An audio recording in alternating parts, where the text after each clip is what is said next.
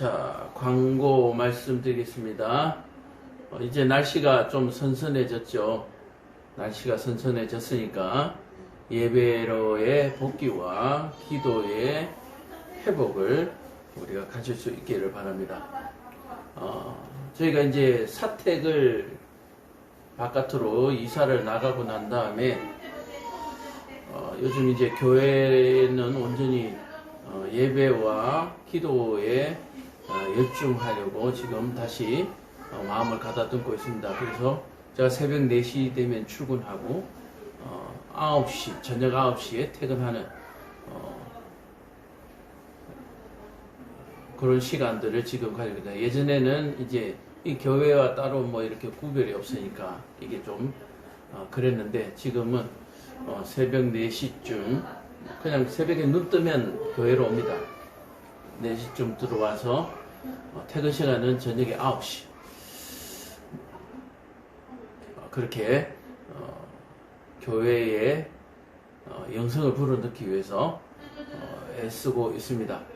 기도하는 저를 위해서 많이 기도해 주시기 바랍니다. 저도 그동안 기도를 많이 못하다 보니까 기도하는데 굉장히 힘든 부분도 있고 한데 여러분들의 도움으로 그 기도가 또 다시 살아날 수 있도록 도와주시길 바랍니다. 지난 한 주간도 우리 교회를 위해서 헌금해 준 손길들이 있습니다. 예물을 위해서 기도하겠습니다. 좋으신 아버지 하나님, 은혜를 참으로 감사합니다. 하나님을 사랑하고 교회를 사랑하여서 이 교회에 11조로 선교 헌금으로 또 후원으로 하나님 앞에 드리는 예물이 있습니다. 드리는 손길들 하나님 기억하여 주시고 선교의 예물을 통하여서 하나님 이 땅에 이 지역에 복음을 잘 전할 수 있는 그런 교회로 성장하고 거듭나는 은혜를 다해 주시고 드리는 손길 또한 그 지경이 넓혀져서 참으로 하나님을 기쁘시게 하는 그러한 인생이 되기를 원하고 가정이 하나님으로 말미암아 기뻐하며 또 하나님께 기쁜 소식을 전하는 그러한 가정이 되어줄 수 있도록 주님 도와 주옵소서. 드리는 11조의 손길이 있습니다. 아버지 하나님 참으로 다 쓰기에도 부족하지만 하나님의 나라를 위하여 또 하나님 앞에 감사하여 또 하나님께서 이 모든 물질의 주인인 것을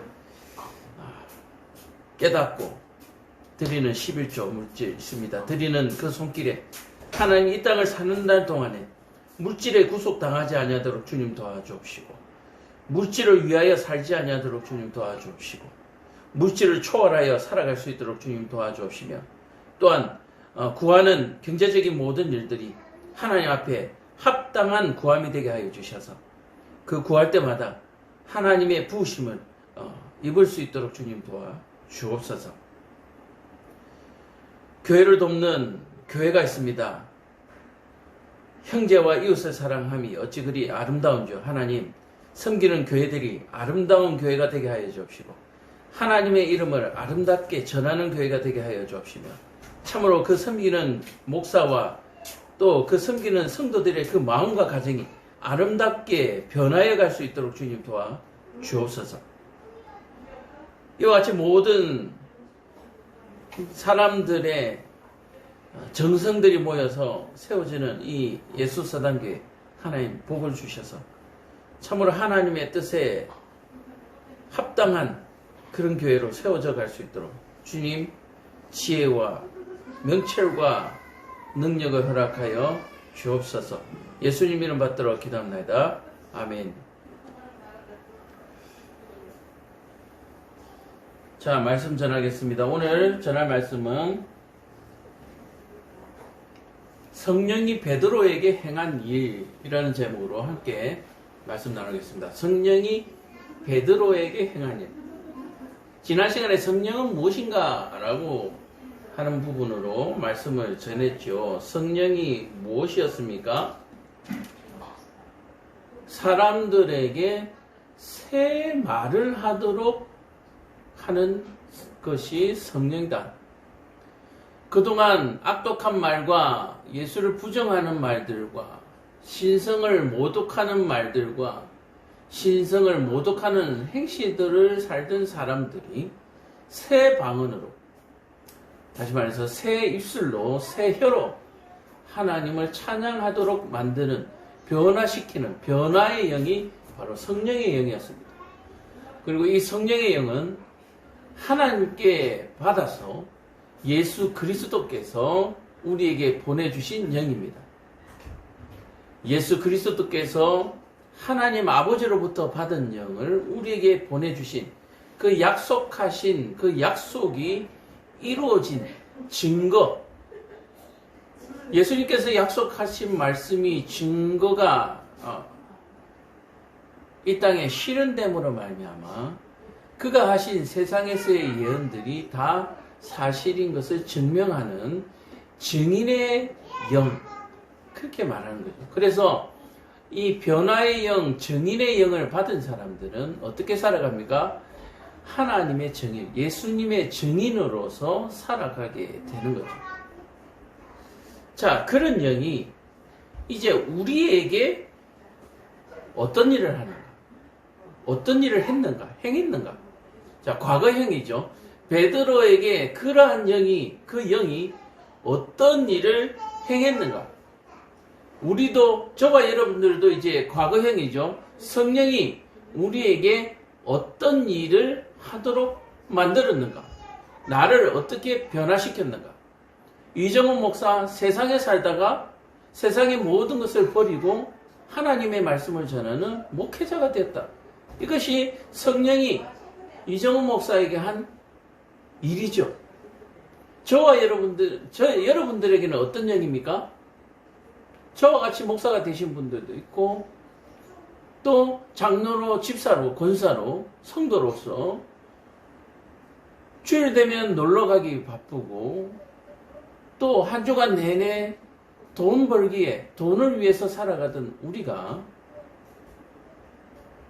하나님을 알게 됨으로, 성령을 받음으로 말미암아서 물질에 대해서 조금 놓게 되고, 산으로 들러 찾던 주일을 거룩한 예배의 장소로 자기의 몸을 옮기며 거룩한 이름을 그 입에 찬양하며 감사하는 그러한 삶으로 변화가 되는 것이죠. 자, 그렇다면 오늘 이 베드로에게는 마가의 다락방에서 받은 그 성령의 능력으로 말미암아 베드로는 어떻게 변했을까? 일전에 예수님과 함께 있던 베드로는 예수님께서 십자가에 못 박히실 때에 도망을 갔던, 그리고 예수님을 모른다라고 부인했던 바로 그러한 베드로입니다. 자, 그런 베드로가 이제는 어때요? 성령을 받고 난 이후에 어떻게 변화했는가를 오늘 사도행전을 통해서 우리에게 전해주고 있습니다. 오늘 베드로에게 일어난 이 사건이 저와 여러분들에게 이미 일어났을 수도 있고, 또 앞으로 일어날 수도 있습니다. 또한 앞으로 일어나기를 기대하며 기도하며 살아가야 되는 우리의 인생이 되어야 되겠죠. 자, 오늘 보겠습니다. 오순절 날이 이미 이름에, 이게 2장이구나. 자, 제9시 기도 시간에 베드로와 요한이 성전에 올라갈세라고 얘기하고 있습니다. 제9시. 자, 이 시간에 대해서 굉장히 우리는 조금 민감하게 생각하고 또 신비적으로 생각할 수도 있는데, 한번 예를 들어 보겠습니다. 제3시는 어떤 시입니까? 제3시. 제3시는 오전 9시죠. 제3시는 지금의 시간으로 오전 9시로서 마가의 다락방에 성령이 강림하신 시간이 바로 제3시. 또 다르게 얘기하면 예수님께서 골고다 산으로 잡혀가시고 십자가에 달리신 시간이 제3시. 뭐 이런 의미들을 가지고 있습니다. 뭐 정확하진 않지만 제3시 정도에 예수님께서 십자가를 메시고 골고다로 올라가시고 고난을 당하였지. 뭐 그전부터 고난이었지만. 자, 그리고 오늘 나오는 제9시는 어떤 시간입니까? 오후 3시로서 예수님께서 십자가에서 엘리 엘리 라마 사막다니 라고 말씀하시면서 죽으신 시간이 제9시로 그렇게 나와 있습니다. 오후 3시. 자, 그래서 유대인들의 과거 구약에서도 하루 3번 기도하도록 하는 시간을 갖고 있고, 신약에서도 하루 3번의 시간을 기도하는 시간을 가지고 있습니다. 지금의 기도 시간들을 보면 해 뜨기 전, 그 다음에 증오, 그 다음에 해 지기 전, 뭐 이렇게 3번에 걸쳐서 기도하는 시간을 가지고 있는데, 하루를 12시간으로, 활동 시간을 12시간으로 잡았을 때에 일과의 시작과 일과의 중간, 그리고 일과를 마칠 때에 하나님께 기도하는 3번의 기도 시간을 가지고 있습니다. 이러한 기도 시간들이 예수님의 이 시간과 과연 어떤 관련이 있는가 라고 하는 부분은 꼭 그렇다라고 결정 지을 수는 없지만 거의 그런 어떤 맥락으로서 지금 기도의 시간을 초대교회 시절에 갖고 있음을 볼 수가 있습니다. 예수님의 부활, 승천 이후에. 그래서 제3시에 모여서 기도하는 바로 그 시간을 통해서 마가의 다락방에 성령이 강림했고, 이제 제9시에 다시 기도를 하고 있는 거죠. 자, 그래서 이들이 성전에 올라갔다라고 볼 수도 있고, 어쨌든 정해진 시간을 따라서 기도 생활을 하고 있음을 볼 수가 있습니다. 왜 그렇습니까? 제3시 성령 마가 다락방의 성령의 세례를 받고 난 이후에 더욱더 확신을 가지고 그렇게 기도하게 되는 거죠. 자, 이 베드로의 확신은 어떤 확신입니까? 2장 13절에 보면 베드로가 11사도와 함께 서서 소리를 높여 이르되 유대인들과 예루살렘에 사는 모든 사람들아, 이 일을 너희로 알게 할 것이니 내 말에 귀를 기울이라. 때가 제3시니 너희 생각과 같이 이 사람이 취한 것이 아니라. 그렇게 얘기를 하고 있습니다. 자, 베드로는 마가의 다락방에서 있었던 성령의 강림, 이 성령의 강림을 통하여서 더욱더 확신에 찬 활동을 시작했다, 재개했다. 그래서 예전에 예수님을 부인하고 도망하던 베드로가 이제는 예수님 앞에서 거의 죽기를 각오한 모습을 이제 보이고 있는 것이죠. 성령이 베드로에게 한 일은 바로 이것입니다. 예수를 모른다고 부인하던 그 베드로가 사람들 앞에서, 모든 대중들 앞에서 들으라. 그죠? 모든 사람들에게 들으라. 내 말에 귀를 기울이라. 그리고 그 입술에 나온 것이, 그 입에서 나온 말이 어떤 말입니까? 복음의 말이에요. 지난번에도 말씀드린 것처럼 방언이라고 하는 그 방언의 뜻에 혀라고 하는, 우리 인간의 신체 구조 가운데 구성품 가운데 혀라고 하는 뜻을 가지고 있다라고 말씀하셨죠. 말씀을 드렸죠. 그래서 방언이라고 하면 새 말. 그래서 혀가 바뀌었다. 그렇게 의역을 할 수가, 직역을 할 수가 있는 거죠. 그러므로 부인을 하던 말에서 이제 신을 하는 말로 그 혀가 사용되고 있다라고 얘기를 하는 거예요. 그런 베드로가 제9시에 성전으로 기도하러 올라가는데 이제는 뭡니까? 떳떳하게가 아니라 떳떳할 뿐만 아니라 당당하게, 담대하게, 당당하게라는 말보다 담대하게라는 말이 훨씬 뉘앙스가 맞아요. 왜냐하면 당당하다라고 하는 것은 자신감이죠. 그러나 담대하다는 말은 뭔가 불안한 마음을 가지고 있지만, 뭔가 연약하지만 강한 마음을 먹는 것을 볼 수가 있습니다. 그래서 연약하지만 강하려고 애쓰는 모습, 그것이 담겨져 있는 것이 담대라고 하는 뜻이죠. 담대하라. 지금 베드로가 성전에 올라가는 모습은 당당한 모습이 아니라 담대한 모습입니다. 왜냐하면 베드로에게는 당당할 이유가 없고 당당할 자격이 없습니다. 왜요? 그가 이룬 것이 아니거든요. 그가 이룬 것이 아니라 하나님의 영, 예수의 영, 성령이 그렇게 하는 것이기 때문에 자기 스스로 당당할 수가 없습니다. 그저 우리는 담대할 수밖에 없고, 그러한 담대한 모습이 세상 사람들에게, 믿지 않는 사람들에게, 또는 믿음이 연약한 사람들에게 어떻게 보입니까? 당당해 보이는 거예요. 죄가 없어서 떳떳하기 때문에 당당한 것이 아니라, 그럼에도 불구하고 용서해 주시고 기회를 주시는 하나님 앞에 나가는 그 담대함, 그 담대함을 하나님께서 당당하도록 보여지게 하시는 거죠. 그러니까 우리는 수동형입니다. 우리는 능동적으로 활동하는 것 같지만 사실은 수동형이다. 그러나 이 수동형은 기계적인 수동이 아니라 유기적인 수동이다 라고 얘기해요. 자, 기계적인 수동은 뭡니까? 입력해 놓은 대로, 설정해 놓은 대로, 마음 정한 대로 의지와 관계없이 움직이는 것이 기계적 수동이죠. 그러나 하나님께서 우리를 만드실 때는, 흙으로 빚으실 때는 기계적 수동이 아니라 능동적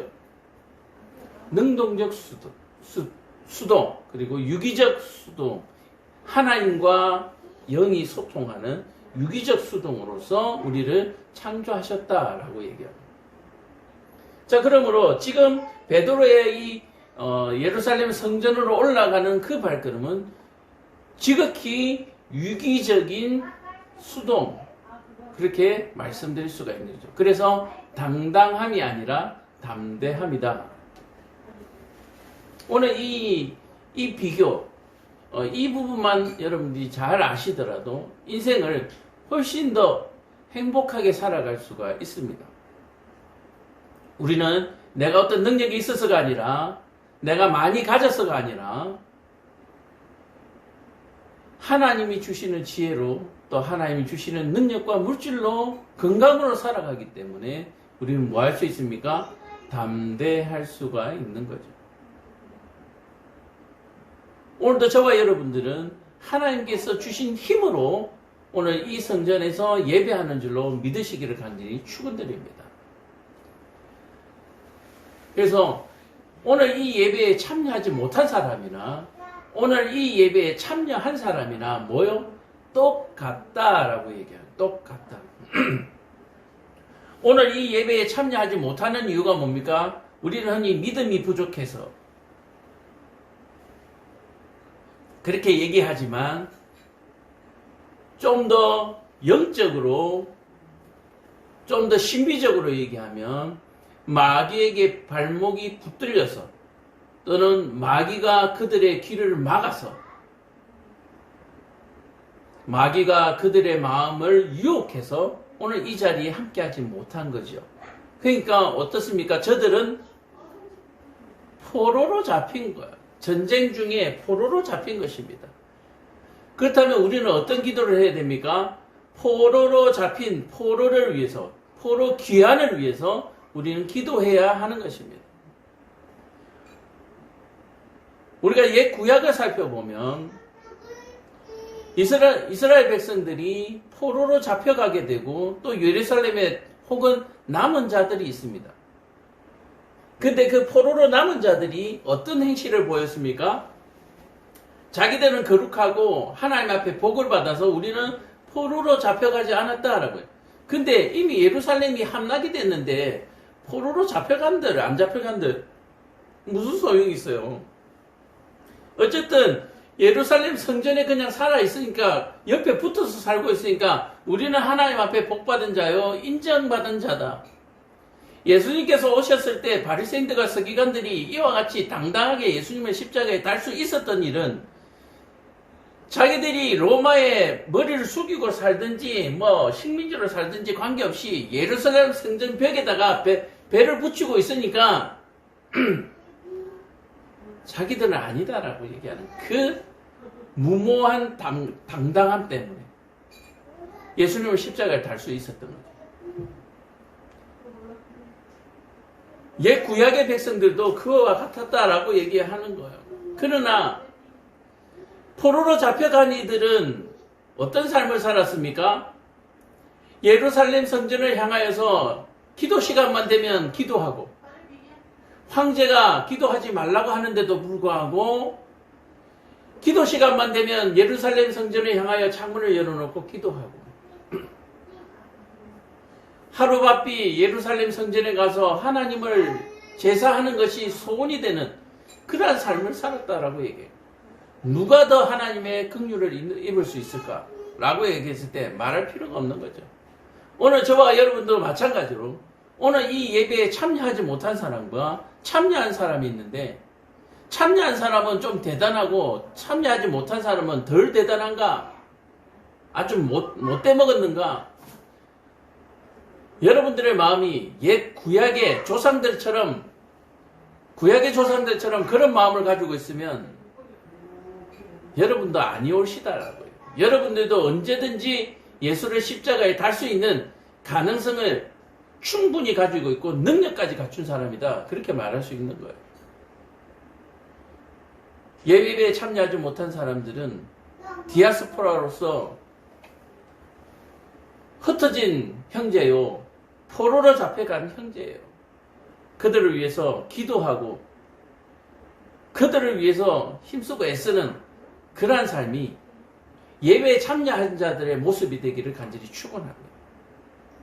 오늘 이 베드로가 성령을 받은 이후에 예루살렘 성전을 떠나고 예수를 떠났다가 제9시가 되어서, 성령을 받은 이후에 제9시가 되어서 담대하게 사람들 앞에 나서서 예배하는 모습을 볼 수가 있습니다.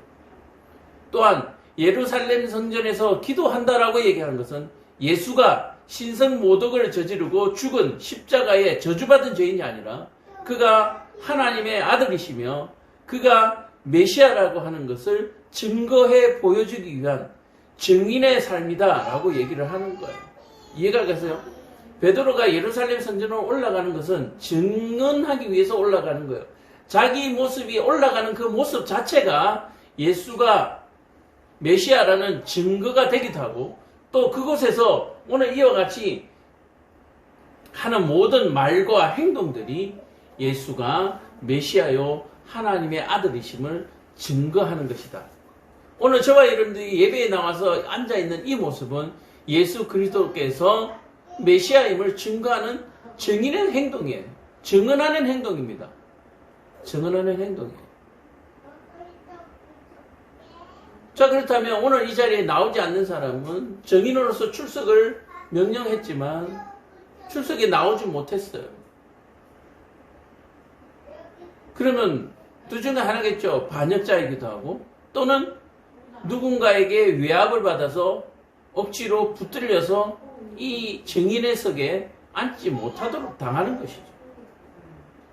우리는 현재 알 수 없습니다. 그렇다면 무죄 추정의 원칙에 따라서 우리는 붙들렸다, 누군가의 외압과 억압을 받고 있다, 마귀 사탄에게 붙들렸다, 그러면 우리는 기도해야 되죠.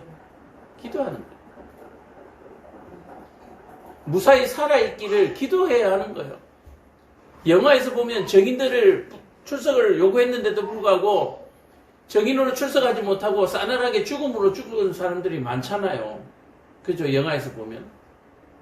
그렇다면 우리는 지금 요구하고 기도해야 될 것은 뭡니까? 그 정인들이 제발 살아만 있어라. 제발 살아만 있어라니. 물론 죽어도 하나님께서 구원해 주시고 하나님 나라에 가서 다시 만나겠지만, 정인의 최고의 임무는 뭡니까? 증언하는 것이죠. 죽어서 하나님 나라는 나중에밖에 알 수가 없잖아요. 우리는 눈에 보이는 것만 보니까. 살아서 증언할 수 있는 것이 최고의 영광이죠. 최고의 영광이죠. 예수님께서 십자가에 죽으신 것은 최고의 영광입니다. 사람들은 하나님 보좌 우편에 앉으신 것을 최고의 영광이라고 얘기하지만, 예수님께서 십자가에 죽으신 것이 최고의 영광이고, 그 영광의 모습이, 그 영광의 빛이 보좌 우편에 앉은 모습이에요. 여러분들은 자꾸 그림자를 보고 좋아라고 하시는데 그림자보다 실체를 좋아해야 돼요. 예수님이 하나님 보좌에 앉으신 것은 그림자입니다. 뭐의 그림자입니까? 십자가에서 죽으신 것의 그림자예요. 그러니까 십자가에서 죽으신 것의 결과에 불과한 거예요. 우리는 결과를 자꾸 보지 마시고 결과만 보면 너무 좋아 보이고 너무 쉬워 보이죠. 하나님 우편에 앉은 거 너무 영광스럽고 좋아 보이죠. 그런데 그게 앉기 위해서 무엇을 하셨는가? 어떻게 하셨는가? 고난 받으셨잖아요. 그것이 고난이 최고의 영광이다 라고 얘기하는 거예요. 그래서 이정훈 목사가 이것이 진짜 최고의, 지금 현재가 최고의 영광이다 라고 생각하면서 버티는 거예요. 나중에 교회가 성장하고 성도 수가 많아지고 그건 아무것도 아니에요. 지금이 영광이죠. 지금이 영광이에요. 그럼에도 불구하고 고난을 당하고 그럼에도 불구하고 인내하고 참는 것, 이게 영광이죠.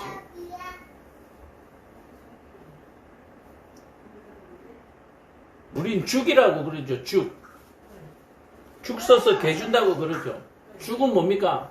오랫동안 끓여서 또 앉아주면 바닥에 눌어붙어서 타니까 계속해서 저어서 정성을 들여서 그게 죽이죠. 근데 그렇게 정성 들여서 만든 죽을 어떻게 해요? 죽 써서 개준다 그러죠. 우리는 그런 일은 없어야 하는 거예요. 지금 우리가 뭡니까? 죽 써서 개주는 것은 뭡니까? 내가 지금 예배에 나와 앉아 있으면서 예배에 나오지 못한 사람들을 저주하는 것, 멸시하는 것, 그게 죽 써서 개주는 거예요. 그들은 지금 정은석의 요청을 받았지만 정은 때에 나오지 못한 불행한 사람들입니다. 목숨을 잃었을 수도 있습니다. 누군가에게 지금 입과 손발이 묶여서 포로로 잡혀 있을 수도 있습니다. 그럼 불쌍히 여기고 살아있기만을 기대하며 기도하는 게 우리 예배자의 모습. 죽 서서 개주지 않는 모습이 바로 그런 모습이다라고 얘기하는 거예요. 자, 이렇게 3장 1절밖에 못 냈네, 아직. 자, 성전에 올라갔습니다. 근데 올라가다가 나면서 못 걷게 된 이를 사람들이 메고 오니, 나면서 못 걷게 되었다라고 하는 말은 태어날 때부터 못 걸었다라고 얘기하는 거예요. 근데 그 주변의 이웃들이, 형제들이 그 사람을 메고 성전에 들어가서 사람들에게 구걸하기 위해 날마다 미문이라고 하는 성전에 두더라. 자, 믿음이 없는 사람들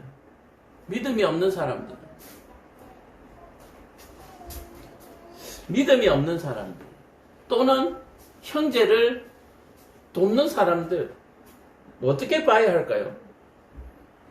우리가 이것을 믿음이 없다라고 말하는 이유는 이후에 지금 베드로가 그가 긋도록 하는 이것 때문에 믿음이 없다라고 말할 수 있지만 이건 아무나 할 수 있는 일이 아니거든요. 그렇다면 이 남에서 걷지 못하는 자를 성전 미문에 앉혀놓고 구걸하도록 한다는 것은 형제를 돕는 거죠. 형제를 돕는 거예요. 나쁜 일이 아니에요. 근데 현재도 그렇고 과거에도 보면 이런 사람들을 이용해서 돈을 착취하는 사람들이 있는데 거기까지는 우리 비유하지 마시고 성전 미문에 이 안전병이 걷지 못하는 사람을 앉혀놓는다라고 하는 것은 형제를 돕는 겁니다. 이렇게 해서라도 뭐 해야 되기 때문에 먹고 살아야 되기 때문에. 물론 가만히 앉혀놓고 먹여 살릴 수도 있습니다만은 그렇게 하면 걷지 못하는 자가 너무 박탈감을 가질 거 아니에요. 그래도 내가 이런 구걸이라도 해야 된다 하는 일, 구걸이라도 하는 일을 해야 된다, 이런 어떤 부분들을 위해서 도와주는 거죠.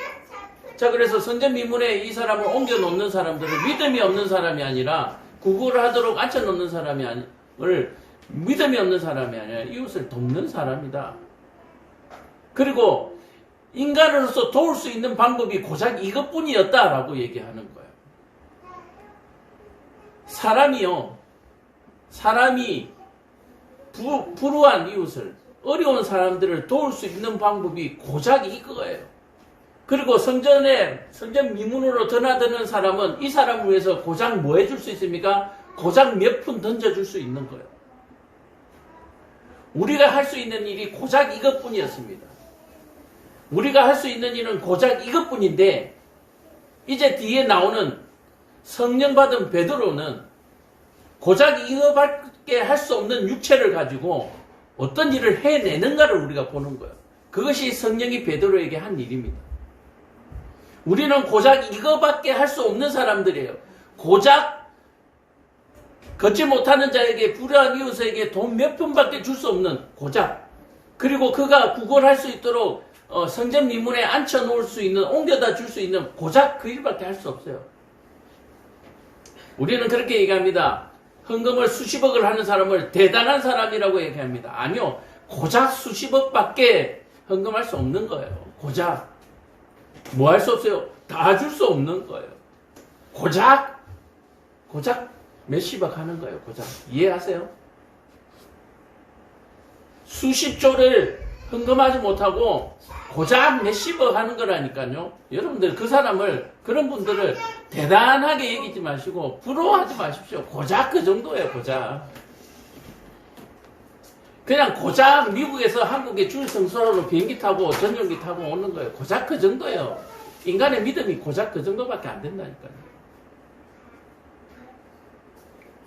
여보 재밌잖아요. 고작 그 정도밖에 안 돼.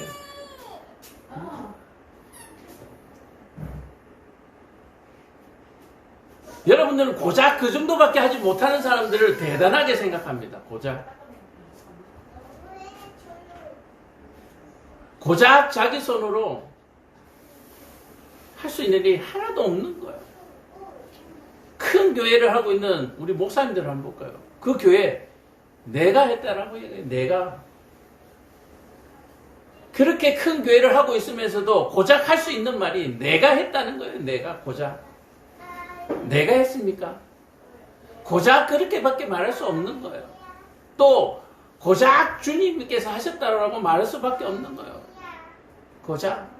그럼 뭐요? 나는 한 것이 하나도 없는 거예요. 우리는 할 수 있는 게 하나도 없는 거예요. 나면서 못 걷게 된 일을 성전 미문에 앉혀서 구걸하도록 옮겨놓는 이 사람들, 믿음이 없는 사람들이 아니에요. 불쌍한 사람들이죠. 고작 이 땅에서 정말 이웃을 사랑하고 형제를 사랑하지만 고작 이거밖에 해줄 수 없는 거예요. 뭐요? 자기가 벌어서 먹여 살릴 수 있는 것이 아니라 고작 그들을 옮겨서 미문에 앉혀서 구걸할 수 있도록 도와주는, 그들의 발 역할을 하는 정도밖에 안 되는 거예요. 우리 몸에는 신체 구조가 얼마나 많습니까? 손도 있고 발도 있고 코도 있고 눈도 있고 위도 있고 간도 있고, 우리는 고작 걷지 못하는 사람의 발밖에 대어줄 수 없는 거예요. 발밖에. 다리밖에 대어줄 수 없는 거예요. 그들의 손까지도 못 대주고 그들의 위와 장과 간까지도 못 대주고 그냥 고작 겉으로 드러난 발 정도밖에 못 대주는 거예요.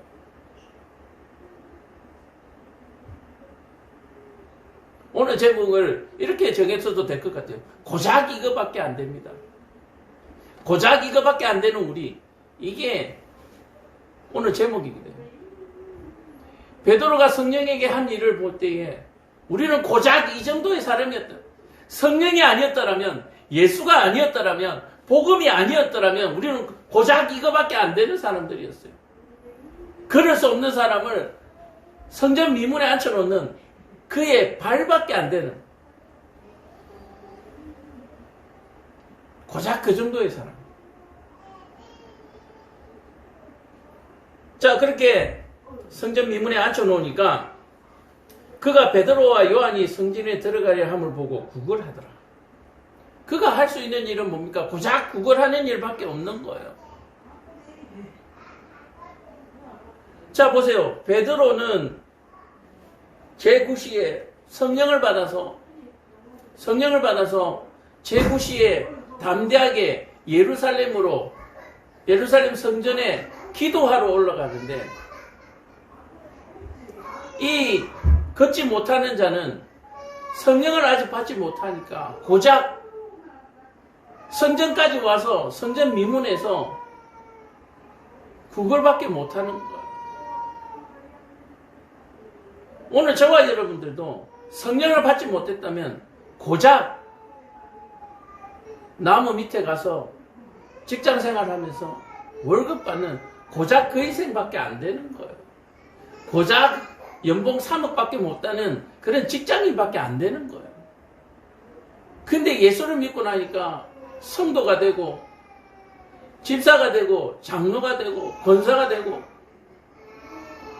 고작 연봉 10억밖에 안 됐던 월급쟁이가 성도가 되는 거예요.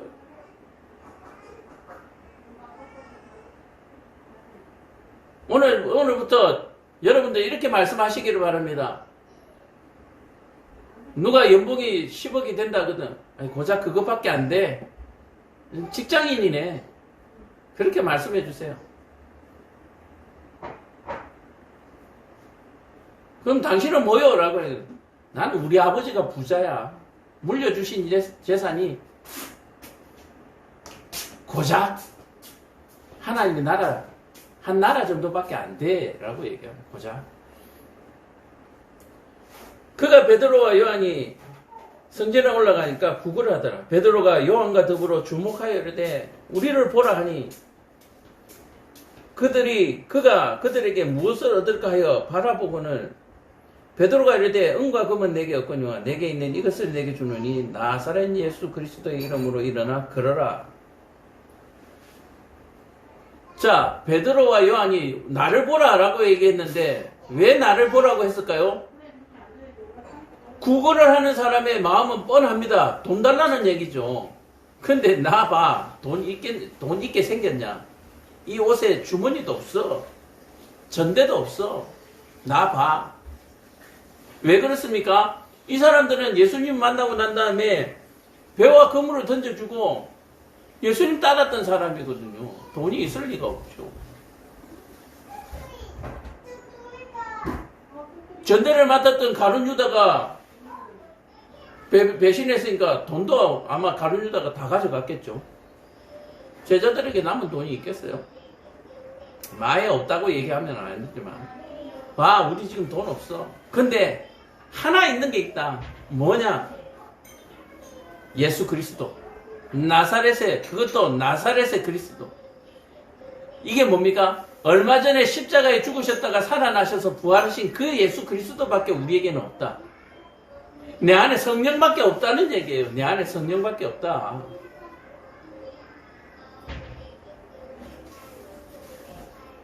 그리고는 그를 예수의 이름으로 일어나 걸어라 라고 얘기하니까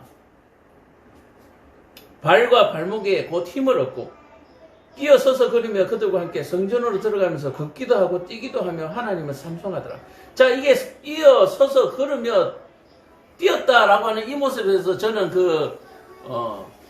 세렝게티 초원에 있는, 맞나요? 세렝게티 초원에 있는 그 사슴이 생각이 나요. 그 사슴들이 엄마가 이 뱃속에 새끼를 가지고 초원에서 그냥 들판에서 그냥 바로 새끼를 낳잖아요. 그럼 이 새끼가 낳자마자 어떻게 됩니까? 다리를 부들부들 떨면서 일어서더니 좀 걷더니 1분도 안 돼서 뛰기 시작합니다. 얘가. 베드로가 손을 잡아 일으키는 이 걷지 못하는 자가 바로 이런 사슴을 보는 것 같아요. 이제 뭡니까? 새롭게 태어나는 거죠. 그래서 베드로에게 임한 이 성령은 뭐 하는 사람이다? 새롭게 태어나게 하는 능력을 가지고 있습니다. 성령은 새롭게 태어나는 능력을 가지고 있습니다. 베드로를 새롭게 태어나게 했습니다. 요한을 새롭게 태어나게 했습니다. 마가 다락방에 모여서 기도하던 모든 사람들을 새롭게 태어나도록 하셨습니다.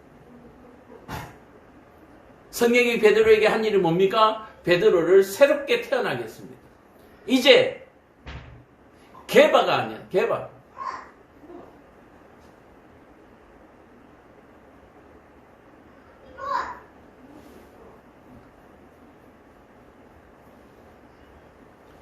자, 그래서 예수 그리스도의 이름으로 이렇게 했더니 그가 곧 갓 태어난 사슴과 같이 걷더니 뛰더라. 그러면서 뭐합니까? 하나님을 찬송하더라. 새롭게 태어나 모든 백성이 그 걷는 것과 하나님을 찬송하는 걸 보고 그가 본래 성전 미문에 앉아 구걸하던 사람인 줄 알고 이미 이 사람은 거기가 완전히 자기 자리였어요. 모든 사람들이 성전으로 올라오는 사람들은 그 사람을 모르는 사람이 없어요. 그에게 일로 인하여 심히 놀랍게 여기며 놀라더라. 다 놀라는 거예요. 제가 왜 저래? 귀신 들렸나? 난리가 난 거죠. 예수 이후에는 이런 일이 없었는데 예수가 살아난 이후에 갑자기 또 이상한 일이 또 발생하네. 예수가 진짜 살아났나? 예수가 살아난 것이 사실인가? 베드로가 한 이 일로 말미암아 예수에 대해서 다시 거론되기 시작합니다. 예수는 죽었다고 생각했던 예수의 일들이 이제 다시 새록새록 다시 살아나기 시작합니다. 예수의 3년의 공생애가 다시 살아나기 시작합니다. 예수는 몸만 살았을 뿐만 아니라 그 하시는 모든 일들이 다 살아있다라고 해요. 나은 사람이 베드로와 요한을 붙잡으니 모든 백성이 크게 놀라며 달려 나아가 솔로몬의 행각이라 불리는 행각에 모이더라. 자, 나았던 사람이 뛰고 달리고 하다가 어떻게 했습니까? 베드로가 낫게 해줬으니까 베드로의 다리를 붙잡아서 감사합니다. 그 사람이 베드로에게 달려가니까 그 뛰는 사람들을 보고 놀라서 저게 무슨 일인가 하고 몰려든 사람들도 자연스럽게 베드로를 중심으로 모였습니다. 솔로몬의 행각이라는 곳에. 베드로가 이것을 보고 백성에게 말하여 이스라엘 사람들아, 여기서 이스라엘 사람들아 누굽니까? 들을 수 있는 자는 들으라. 귀 있는 자들아. 다시 말해서 예수님 살아가셨을 때 예수님 한번 믿어볼까? 예수님을 믿었던 그런 사람들, 그 사람들에게 지금 이스라엘아 그러는 거예요. 예수님이 죽고 난 이후에 낙심하고 주저앉아 있는 자들아, 이게 이스라엘이에요. 낙심하고 주저앉아 있는 자들아, 붙들려 있는 자들아, 포로로 잡혀 있는 자들아, 들어라. 이 일을 놀랍게 여기느냐? 우리 개인의 권능과 경건으로 이 사람을 걷게 한 것처럼 왜 우리를 주목하느냐? 이것은 내 능력이 아니다. 주저앉은 자들아, 묶인 자들아, 정신 차려라. 예수님이 뭐한 것이다? 죽은 것이 아니다. 내가 한 것이 아니다 라는 말은 죽은 것이 아니다. 왜 그렇게 낙심하고 주저앉아 있느냐? 아브라함과 이삭과 야곱의 하나님 곧 우리의 조상의 하나님이 그의 종 예수를 영화롭게 하셨느니라. 자, 예수의 부활을 얘기하면서 아브라함과 이삭과 야곱의 하나님이라고 얘기합니다. 뭡니까? 예수는 죽은 것도 아니고 예수는 영원하다라고 얘기해요. 예수가 영원하다라고 하는 이유는 뭡니까? 부활 이후에 하나님 보좌 우편에 앉아 계심을 얘기하는 겁니다. 예수님은 죽은 것이 아니다. 예수님은 우리와 영원히 함께 계신다. 너희가 그를 넘겨주고 빌라도가 놓아주기로 결의한 것을 너희가 그 앞에 거부하였으니 너희가 거룩하고 의로운 일을 거부하고 도리어 살인한 사람을 놓아주기를 구하여 생명의 주를 죽였도다. 그러나 하나님이 죽은 자 가운데서 그를 살리셨으니 우리가 이 일을 정의리라.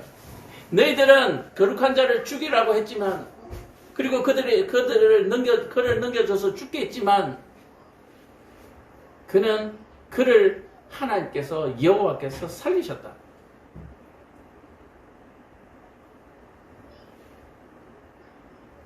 그 이름으로 믿음으로 그 이름을 믿음으로 그 이름이 너희가 보고 아는 이 사람을 성하게 했느냐.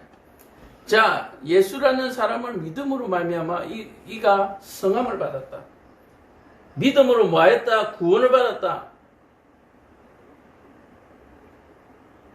믿음이 온전하게 하였다라고 얘기합니다. 낙심하고 주저앉은 자들아, 믿음을 뭐하라? 온전케 하라.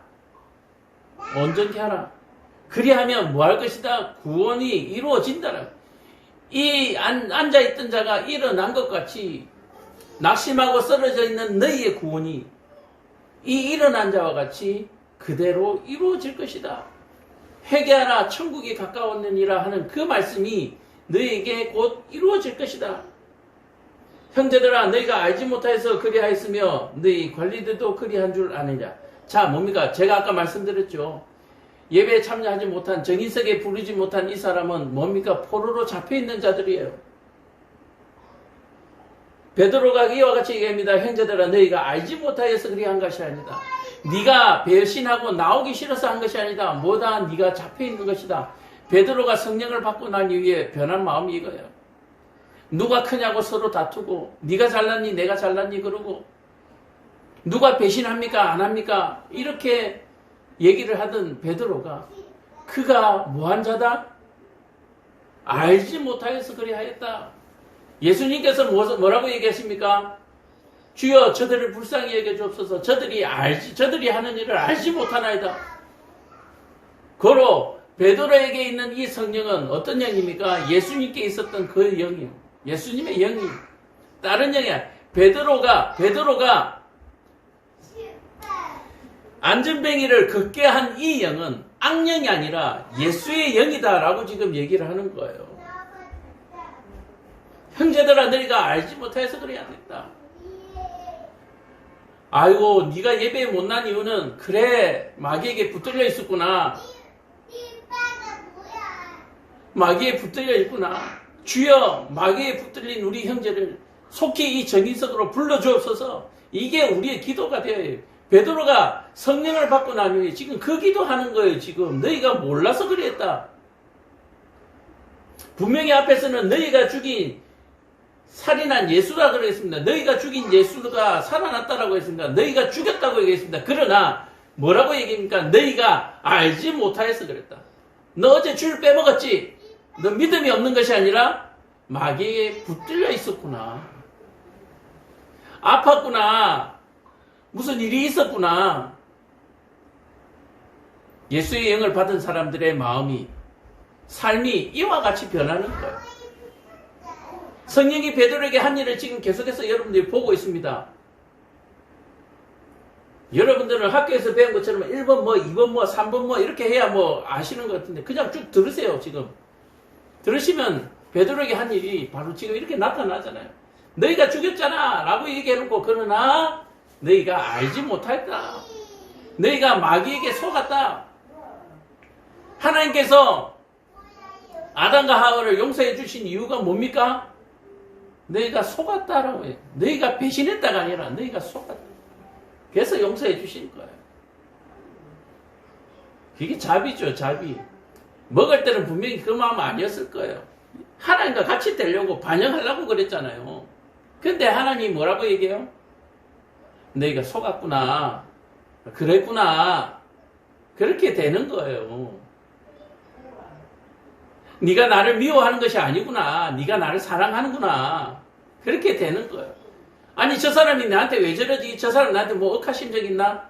아니지. 그가 나를 사랑하는구나.